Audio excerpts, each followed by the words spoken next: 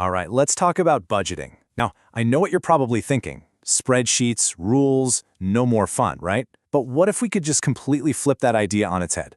What if a budget wasn't a punishment, but actually a tool? A powerful tool to get you exactly what you want out of life. Okay, let's get into it. You know that feeling? The paycheck hits your account, you pay the bills, you do your thing, and then suddenly, poof, it's just gone. You're left wondering, where did it all go? That feeling is so common. It's that nagging question that can really mess with your peace of mind. And hey, if you've tried to budget before and it just didn't work out, you are definitely not alone. I mean, most people who try to set up a budget end up giving up on it. But here's the thing. It's usually not about a lack of willpower. It almost always comes down to a few common mistakes that are, believe it or not, totally avoidable. And you can see how these things just snowball, right? If you don't have a clear goal, I'm talking about that dream trip or paying off that nagging debt, then why would you even stick to a plan?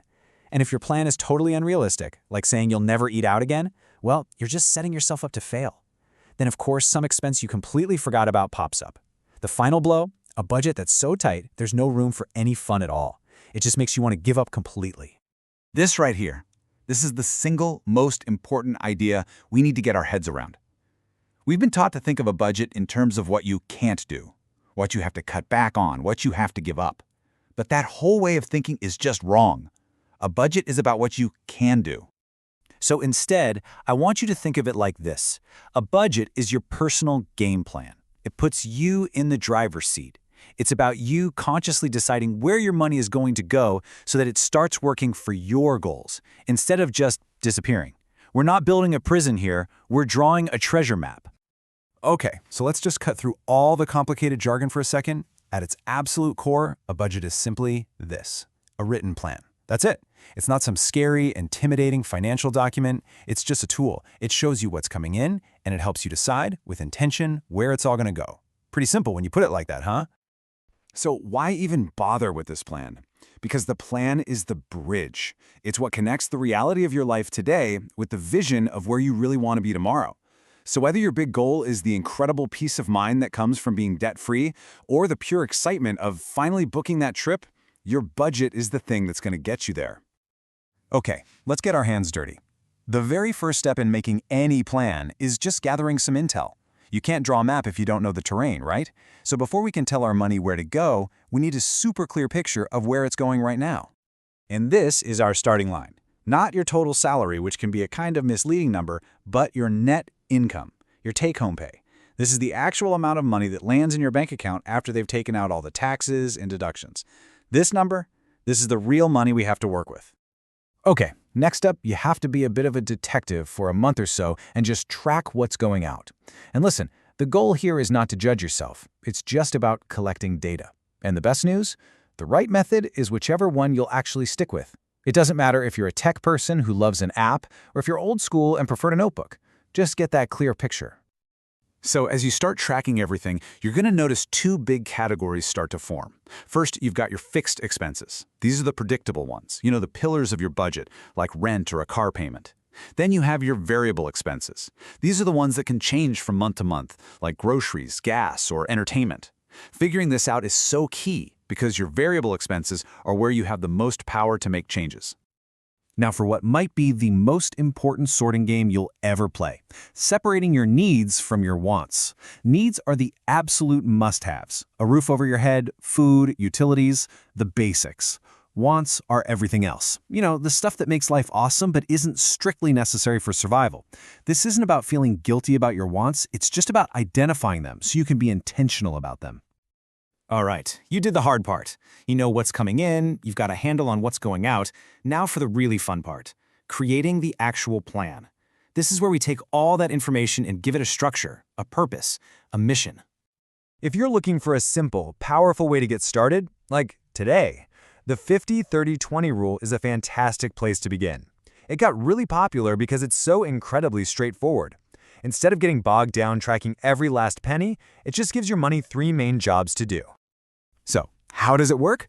Well, you take that after-tax income, your net pay that we figured out, and you just split it into three big buckets. A maximum of 50% of your money goes towards your needs. Then, 30% is set aside for your wants. and a really solid 20% gets aimed straight at savings and paying down debt. It's a beautifully balanced approach that takes care of your responsibilities, your future, and lets you enjoy your life right now. Let's break that down a bit more.